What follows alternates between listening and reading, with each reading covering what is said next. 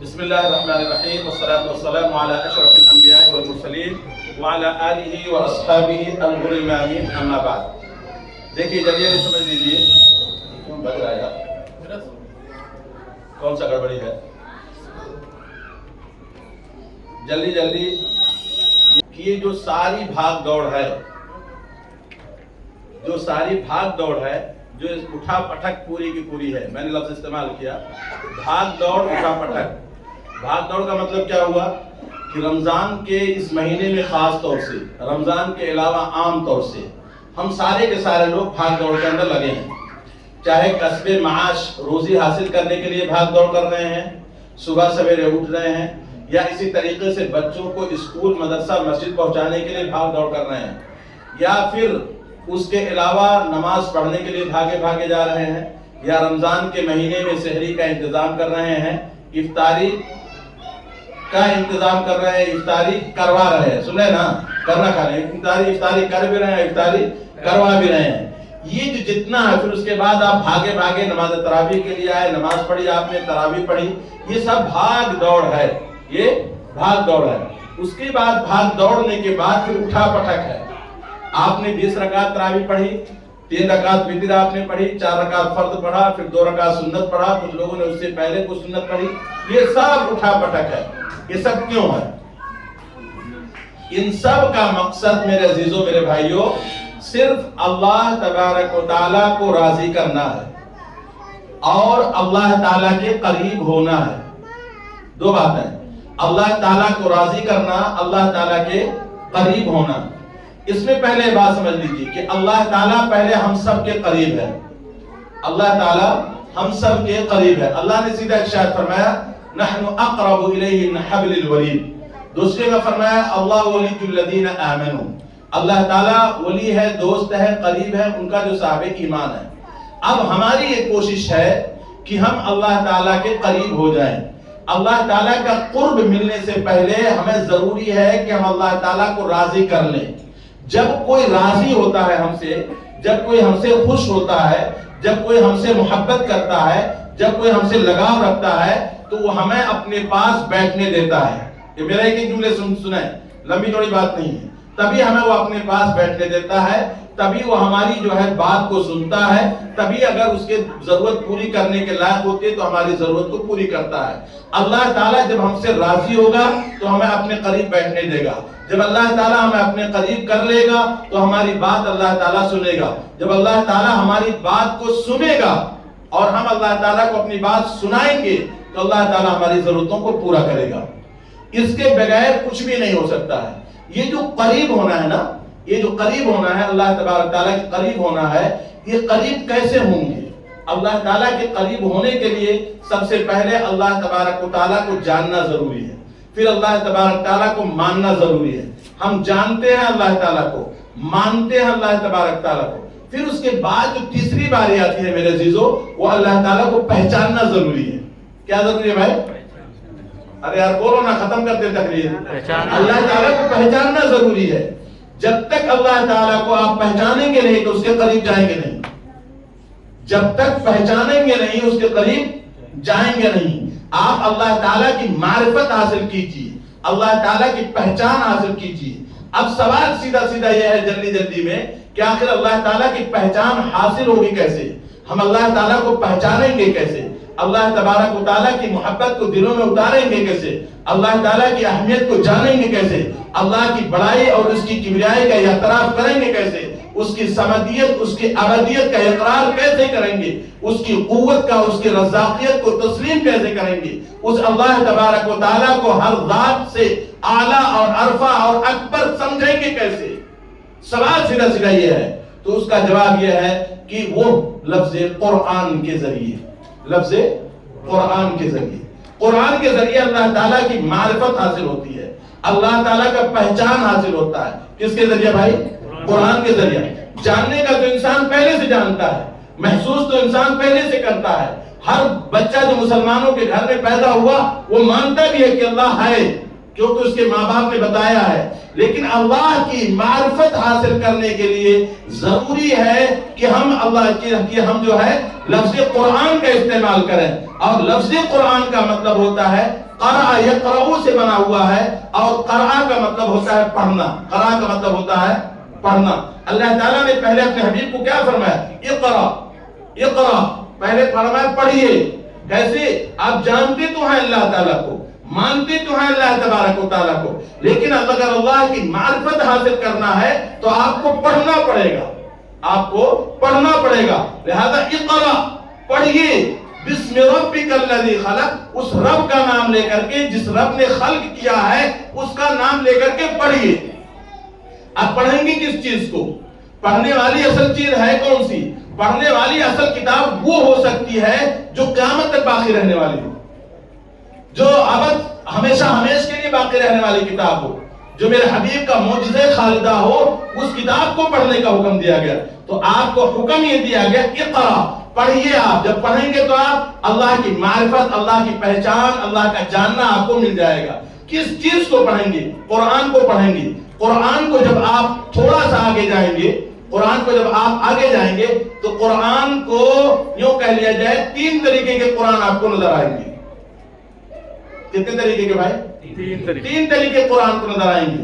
ان تینوں کو پڑھیں گے، ان تینوں کو ایک ایک چیز کو پڑھیں گے، اللہ تعالیٰ کی معرفت حاصل ہوتی چلی جائے گی. پہلا قرآن قاری صاحب اگر ہم کہیں گے تو قرآن صامت، سائلنٹ قرآن، پیس قرآن.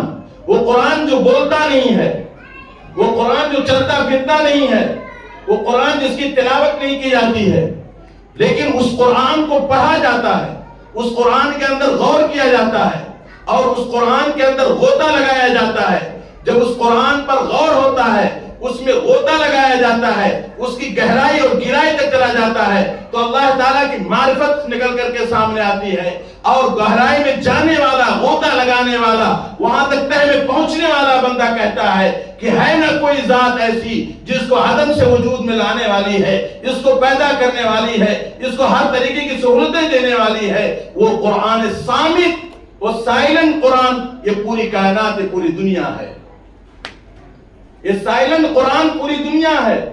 چاند کو آپ پڑھیں تو اللہ تعالیٰ کی بڑائی بیان کریں گے، سورج کو آپ پڑھیں تو اللہ تعالیٰ کی کبریائی کا اعتراف کریں گے، زمین کو آپ پڑھیں، زمین کے نیچے جو معدنیات ہیں، جو خزانے چھپے ہوئے ہیں، ان کو پڑھتے چلے جائیں تو اللہ تعالیٰ تک پہنچے بغیر آپ نہیں رہ سکتے. یہ پانی جسے آپ پیتے ہیں، استعمال کرتے ہیں، اگر اس پانی کو آپ پڑھیں، اس پانی کے اندر اگر آپ غور کریں تو آپ کہیں گے کہ ہے وہ ذات جس نے انسانوں کے لیے لکوڈ بنایا ہوا ہے کہ آج تک دنیا کی کوئی کمپنی ایسا لکوڈ تیار نہیں کر سکی ہے جو تمام انسانوں کی ضروریات کو پورا کرنے والی ہو. تو آپ نے اس قرآن کو پڑھا، اس پانی کو پڑھا، آپ نے چاند سورج ستارے سیاروں کو پڑھا، جنگلات کو پڑھا. جنگلات میں رہنے والے نہ جانے کتنے چرند ہیں، کتنے پرند ہیں، کوئی کس کلر کا ہے، کوئی کس کلر کا ہے، کوئی طاقتور ہے تو کوئی لمبا ہے، کوئی چوڑا ہے، کوئی دبلا ہے تو کوئی پتلا ہے، کوئی خوبصورت ہے، کوئی تیز بھاگتا ہے، تیز دوڑتا ہے، کوئی فضاؤں میں پرواز کرتا ہے، کوئی کسی جسیم کے حساب سے طاقتور ہے. نہ جانے کتنے طریقے کے اللہ تعالیٰ نے ان چرند کو، ان پرند کو، ان مخلوقات کو پیدا کیا ہے. ایک ایک کو دیکھتے جائیں تو آپ کی عقل شستر رہ جائے گی کہ انسان کے بس کی بات نہیں ہے. ان کو عدم سے وجود میں لانا انسان کے بس کی بات نہیں ہے. قرآن نے یہ کہا کہ اسی کائنات کی مخلوق، اگر حضرت انسان کو آپ پڑھیں، وَفِي أَنفُسِكُمْ أَفَلَا تُبْصِرُونَ، اگر تم اپنی ذات کے اندر غور کرو گے تب بھی تم اللہ تک پہنچ جاؤ گے. ذات میں سر کے بالوں سے لے کر کے پیر کے تلوے تک انسان کی جسم کے اندر جتنے حصے ہیں، ساری کی ساری چیزیں اللہ تعالیٰ کی دی ہوئی ہیں. 2 آنکھ اللہ نے دیکھنے کے لیے دی، زبان بولنے کے لیے دیا، کان سننے کے لیے دیا، ہاتھ کام کرنے کے لیے، پیر چلنے کے لیے دیا، دماغ سوچنے کے لیے دیا، سینے کے اندر دل دھڑکتا ہے اور جسم کے اندر باریک باریک رگیں ہیں. کہیں خون دوڑتا ہے، کہیں پانی دوڑتا ہے، کہیں دوسری چیز دوڑتی ہے. یا آخر دوڑاتا کون ہے؟ آخر اس آنکھ کے پیچھے کس قسم کا وائر لگا ہوا ہے، کس قسم کی انرجی کام کر رہی ہے کہ جس سے اسے انسان دیکھتا ہے؟ ان بالوں کے اندر کون سی طاقت اور قوت ہے جس سے جنگلات کی شکل کے اندر اگتے ہیں؟ تو اگر اس مخلوق کو بھی انسان پڑھے تو اللہ تبارک تعالیٰ تک پہنچ جائے گا. اور یاد رکھیے، جب تک جب تک انسان اللہ تعالیٰ تک نہ پہنچے وہ علم نہیں ہے۔ علم وہی ہے جو اس انسان کو اللہ تک پہنچا دے، چاہے وہ ڈاکٹر ہو، پروفیسر ہو، لویر ہو، کوئی بھی ہو۔ علم وہی ہے جو اس کو اس کائنات کے خالق تک، اس مالک تک اس کو پہنچا دے۔ تو اگر اللہ تک پہنچنا ہے، اللہ کی معرفت حاصل کرنی ہے، تو اس سائلنٹ قرآن کو بھی پڑھنا ہے۔ سائلنٹ قرآن آگے ہو کیا سکتا ہے؟ اللہ نے اسی جملے میں فرمایا اقرأ بسم ربک الذی خلق، کیا فرمایا بیٹا؟ خلق، اقرأ بسم ربک الذی خلق، کہ اس رب کا نام لے کر کے پڑھیے جس رب نے خلق کیا ہے، جس رب نے پیدا کیا ہے، اس رب کا نام لے کر کے پڑھیے۔ کس چیز کو پیدا کیا ہے اس کا ذکر یہاں نہیں کیا گیا ہے۔ کیوں نہیں کیا گیا؟ اس لیے کائنات میں صرف دو ہی چیزیں پائی جاتی ہیں احمد بھائی، یا تو خالق یا تو مخلوق، یا تو خالق ہے یا تو مخلوق ہے۔ اللہ کے علاوہ کوئی خالق ہو نہیں سکتا، اور اللہ کے علاوہ جتنی چیزیں ہیں وہ سب مخلوق ہیں۔ تو اللہ خالق ہے، خالق نے جس چیز کو خلق کیا ہے وہ اللہ کی ذات کے علاوہ ہے، وہ اللہ کی ذات کے علاوہ ہے۔ جتنی چیزیں ہیں ان سب کو پیدا کیا، اسی کو کہا اقرا، اسی تمام چیزوں کو پڑھیے، ان کو پڑھو گے اللہ تک پہنچ جاؤ گے۔ اب بتاؤ کوئی علم باقی رہا کسی فیلڈ میں مسلمان کو جانے سے روکا جا سکتا ہے؟ زمین کو پڑھے گا تو ماہر ارضیات، آسمان کو پڑھے گا ماہر فلکیات، جنگلات کو پڑھے گا ماہر جنگلات کہلائے گا، انسانوں کو پڑھے گا بہترین قسم کا MD اور MBBS ڈاکٹر کہلائے گا، جانوروں کو پڑھے گا تو اس کے متعلق جس چیز کو پڑھتا جائے گا اس کا ماہر، اس کا جاننے والا کہلائے گا، اور وہ اللہ تبارک تعالیٰ تک پہنچ جائے گا۔ تو میرے عزیزو، یہ قرآن سائلنٹ ہے، جسے پیس قرآن کہتے ہیں، اس سے اللہ تک پہنچ جائیں گے۔ دوسرا قرآن قرآن یمشی و یتحرک، قرآن یمشی و یتحرک، اس قرآن کو پڑھنا بہت ضروری ہے۔ اور کوئی گھر، آپ لوگ وعدہ کر رہے ہیں آج رمضان کے اس مبارک مہینے میں، کوئی گھر ایسا نہیں ہونا چاہیے جس میں اس قرآن کے پڑھنے کے متعلق کتابیں نہ ہوں۔ آپ لیپ ٹاپ پر نہ پڑھیے، خالی موبائل پر خالی نہ پڑھیے، ٹیلی ویژن پر خالی مولوی کی تقریر نہ سنیے، بلکہ کتابیں اپنے پاس رکھیے۔ انگلش میں پڑھنا چاہے اس میں بھی کتاب موجود ہے، اردو زبان میں اس میں بھی موجود ہے، عربی زبان میں اس میں بھی موجود ہے۔ اس قرآن کو پڑھنے کے لیے، جس کا ذکر میں دوسرے نمبر پر کر رہا ہوں، قرآن یمشی و یتحرک، چلتا پھرتا قرآن، اردو میں اس کو کہیں گے، اس قرآن کو پڑھیے جو چل رہا ہے پھر رہا ہے۔ اور چلتا پھرتا قرآن جانتے ہیں کون ہے؟ ہمارے اور آپ کے نبی، آقا نامدار، تاجدار مدینہ، احمد مجتبی محمد مصطفیٰ، فخر دو عالم صلی اللہ علیہ وسلم کی ذات اقدس ہے۔ یہ چلتا پھرتا قرآن ہے، کیونکہ اما عائشہ رضی اللہ تعالیٰ عنہ سے پوچھا گیا کہ آپ صلی اللہ علیہ وسلم کے اخلاق کیسے تھے؟ فرمایا کان خلقہ القرآن، کہ اللہ کے رسول صلی اللہ علیہ وسلم کے اخلاق حسنہ قرآن تھے۔ چلتا پھرتا قرآن ہے، جہاں آپ چل رہے ہیں وہاں گویا کہ قرآن ہے، اللہ کا پیغام ہے، اللہ کے حکم ہے، کیونکہ وَمَا يَنطِقُ عَنِ الْهَوَىٰ، کہ اللہ کے رسول صلی اللہ علیہ وسلم اپنی طرف سے کچھ کہہ ہی نہیں رہے ہیں، جو اللہ تعالیٰ کہلوا رہا ہے وہی آپ کہہ رہے ہیں۔ تو نبی صلی اللہ علیہ وسلم کو اگر کوئی پڑھے گا، آپ کی ذات کو پڑھے گا، سیرت کی بھی نہیں کر رہا، آپ کی ذات کو خالی پڑھے گا۔ آپ کے بال کیسے تھے، آپ کی آنکھیں کیسی تھی، آپ کے ہاتھ کیسے تھے، آپ کا مسکرانا کیسے تھا، آپ کا بولنا کیسے تھا، آپ کا چلنا کیسے تھا، آپ کا اٹھنا بیٹھنا کیسے تھا، آپ کا رکوع اور سجدہ کیسا تھا، آپ کا کھڑا ہونا کیسا تھا۔ رسول اللہ صلی اللہ علیہ وسلم کی ذات کے بارے میں اگر کوئی پڑھے گا، یا رسول اللہ صلی اللہ علیہ وسلم کی سیرت کے بارے میں اگر کوئی پڑھے گا، تو انشاءاللہ ثم انشاءاللہ اللہ تک ضرور پہنچ جائے گا۔ کیوں اس کو پڑھنا ضروری ہے؟ اس لیے کہ یہ وہ ذات ہے جس کی صداقت اور جس کی جو ہے اہمیت اور جس کی قدر کو اپنوں کے علاوہ دوسروں نے بھی پہچانا ہے۔ دنیا کا کوئی انسان ایسا نہیں گزرا ہے جس نے رسول اللہ صلی اللہ علیہ وسلم کی ذات پر کوئی نقطہ رکھا ہو۔ جھوٹ بولنے والے بولتے رہیں، چیخنے چلانے والے چلاتے رہیں، عیب نکالتے والے نکالتے رہیں، سورج کو تھوکنے والے تھوکتے رہیں، اس سے کوئی فرق نہیں پڑنے والا ہے۔ لیکن دنیا کی کوئی طاقت، جو بڑے بڑے لوگ ہیں، ان سب نے رسول اللہ صلی اللہ علیہ وسلم کی اہمیت کو تسلیم کیا ہے۔ لہذا رسول اللہ صلی اللہ علیہ وسلم کو پڑھیے، رسول اللہ صلی اللہ علیہ وسلم کی سیرت کو پڑھیے، اور اپنے بچوں کا آئیڈیل اسی ذات کو بنائیے، کیونکہ آئیڈیل ایسی ذات ہو جو ہر فیلڈ میں کامیاب ہو۔ رسول اللہ کو دیکھیے، آپ سیاست میں بھی کامیاب ہیں، آپ شادی بیاہ کے معاملے کے اندر بھی کامیاب ہیں، پڑوسیوں کے ساتھ معاملہ کرنے میں بھی کامیاب ہے، بزنس تجارت کرنے جا رہے ہیں وہاں بھی کامیاب ہے، اللہ کے احکام پر عمل کرنے میں بھی آپ صلی اللہ علیہ وسلم کامیاب ہے۔ ہر فیلڈ کے اندر جو بندہ کامیاب ہو اسی کو آئیڈیل بنانا چاہیے، اور وہ صرف اور صرف رسول اللہ صلی اللہ علیہ وسلم کی ذات ہے۔ لہذا قرآن کریم کے ساتھ سیرت کی کتاب بھی ہمارے گھروں میں ہونی چاہیے، کسی بھی زبان کے اندر ہو۔ 365 واقعات رسول اللہ صلی اللہ علیہ وسلم کے انگلش کے اندر بھی اتنی بڑی کتاب آتی ہے، اسمال چھوٹے چھوٹے طریقے سے بیان کیے، اور بہت آسان انگلش کے اندر جو عام طور سے بچے سمجھ سکتے ہیں۔ اس کے علاوہ اردو کے اندر کتابیں ہیں، کتابیں بچوں کو دکھائیے، ان کے ہاتھ میں کتاب پکڑائیے، ان کے سامنے کتاب لیجئے، آپ کو کتاب پڑھیے، اٹھتے بیٹھتے لیٹتے جیسے بھی موقع ملے آپ کتاب پڑھیے، کتاب کے عادی بنیے، تو پھر رسول اللہ صلی اللہ علیہ وسلم کی ذات کو جانیں گے۔ تو اللہ تک پہنچنے کے لیے اس قرآن یمشی ویتحرک پر عمل کرنا، اس کو پڑھنا ہوگا۔ اس کے بعد میرے عزیزو تیسرا قرآن قرآن یتلا، کیا کہا؟ قرآن یتلا، وہ قرآن جس کی تلاوت کی جائے۔ اس قرآن اس کی تلاوت نہیں کی جاتی ہے۔ آپ جنگلات میں جائیے، پیڑ پودوں کو دیکھ کر کے اللہ کو پہچان جائیں گے، آپ انسانوں کو دیکھ کر کے اللہ کو پہچان جائیے، آپ انسانوں کو دیکھ کر، چرند پرند کو دیکھ کر کے اللہ کو پہچان جائیں گے، رسول اللہ صلی اللہ علیہ وسلم کی سیرت کو پڑھ کر کے اللہ تک پہنچ جائیں گے۔ لیکن تیسرا قرآن قرآن یتلا ہے، یہ قرآن آپ کے لیے اتارا گیا ہے، یہ قرآن آپ کے لیے نازل کیا گیا ہے، یہ قرآن وہ ہے جو انسانوں کو سیدھا اور سچا راستہ دکھاتا ہے۔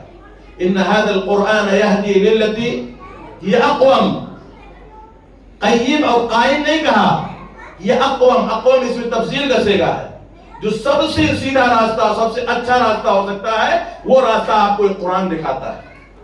سورہ فاتحہ سے لے کر کے سورہ ناس تک آپ نے حافظ صاحب کی تلاوت سنی ہوگی، سارے ساتھیوں نے غور و خوض کیا ہوگا، اس میں پوری نشاط اور چستی کے ساتھ سمجھنے کی بھی کوشش کی ہوگی۔ کبھی آپ کو سورہ بقرہ ملی ہوگی تو کہیں آل عمران نظر آئی ہوگی، کہیں اس کے بعد چلتے چلتے جنت والوں کا، آراف والوں کا، جہنم والوں کا سورہ آراف کے اندر ذکر ملا ہوگا، پھر اس کے بعد جو ہے مال غنیمت کی تقسیم کرنے کی باری آئی ہوگی، پھر اس کے بعد سورہ توبہ کے اندر قتال کی باری آئی ہوگی۔ قتال سے آگے بڑھتے ہوئے آپ پڑھیں گے تو حضرت یونس کا قصہ ملے گا، اور جو ہے آگے بڑھتے ہوئے دوسری قوموں کا، حضرت ابراہیم کا قصے ملتے چلے جائیں گے، پھر آپ یہاں تک کہ حضرت یوسف کے بارے میں بھی آپ نے سنا ہوگا۔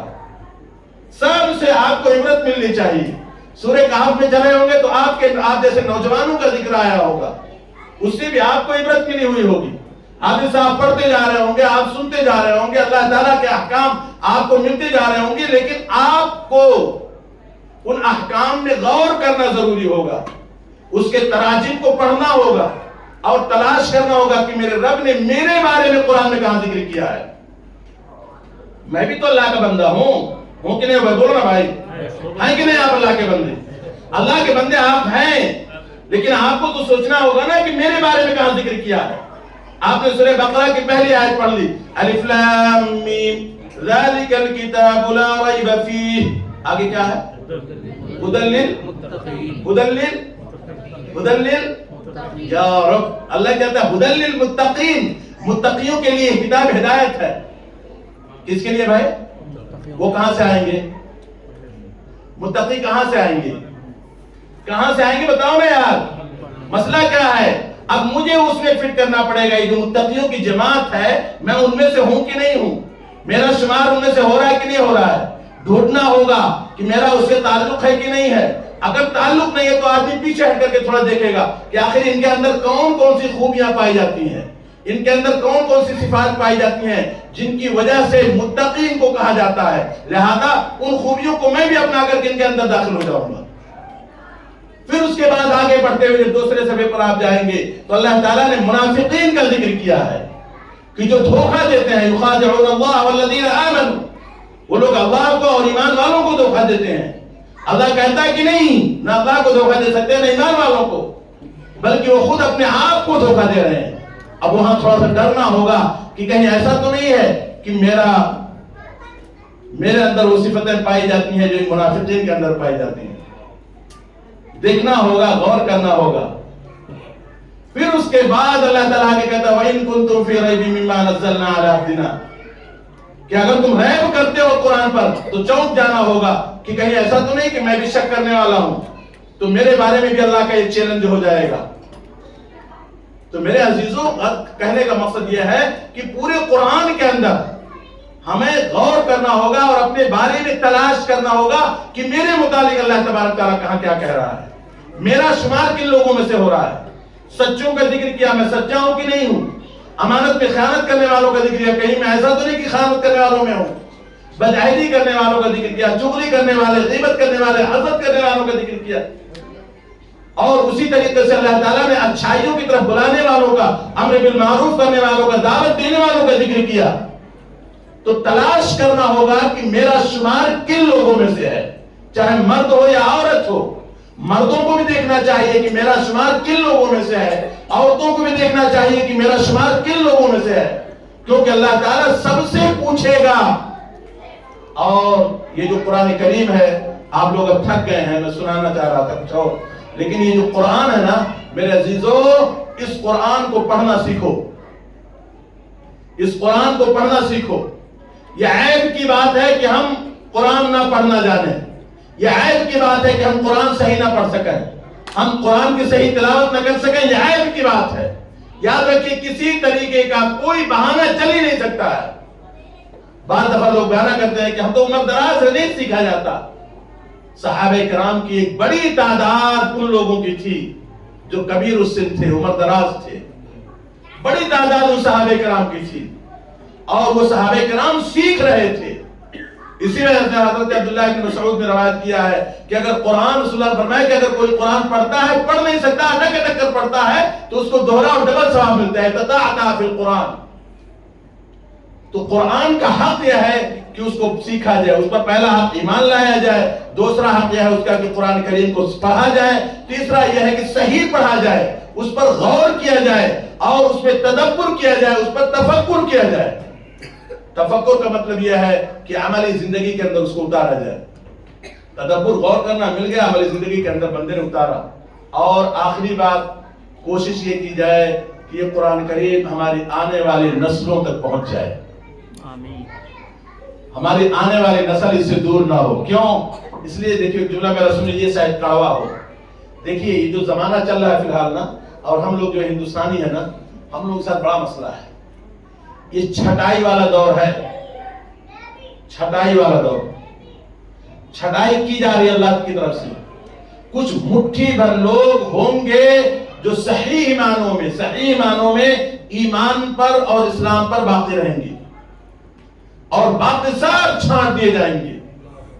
کچھ مٹھی بھر ہوں گے جو ڈٹے رہیں گے باطل کے سامنے، مٹھی بھر لوگ ہوں گے جو ہر طریقے سے مقابلہ کرنے کے لیے تیار رہیں گے، جان کا، مال کا، ہر چیز کا نذرانہ پیش کرنے کی کوشش کریں گے۔ مٹھی بھر لوگ ہوں گے، ورنہ باقی سب چھانٹ دیے جائیں گے۔ کوئی مصلحت کی وجہ سے نکل جائے گا، کسی کے سامنے مال کا بہانہ ہوگا، کسی کے سامنے بزنس کا بہانہ ہوگا، کسی کے سامنے سیاست کا بہانہ ہوگا، نہ جانے کتنے بہانے ہوں گے۔ ان سارے بہانوں سے ایک کے بعد دیگر آہستہ آہستہ ان سب کو چھاڑ دیا جائے گا۔ آپ اس کی مثال لے لیجئے، سیاسی لیڈران جو کچھ لوگ مسلمانوں میں تھوڑے موڑے ہیں، جب الیکشن آتا ہے ہر کوئی مورتی پر مالا چڑھاتا ہے، ہر کوئی مورتی کے سامنے کھڑا ہوتا ہے۔ یہ کس چیز کا بہانہ ہے؟ سیاست کا بہانہ ہے۔ تو مختلف بہانوں سے چھٹائی والا دور چل رہا ہے۔ ہمیں کوشش اس بات کی کرنی ہوگی کہ ہم اللہ تبارک و تعالیٰ کے رسول صلی اللہ علیہ وسلم کی لائی ہوئی شریعت کے ماننے والے ہیں، اسی پر عمل پیرا رہنے والے ہوں۔ کیوں؟ اس لیے کہ سب کو دنیا سے جانا ہے، بس فرق اتنا ہے کہ کوئی 100 سال، کوئی 110 سال، کوئی پہلے کوئی بعد میں، جانا سبھی کو ہے۔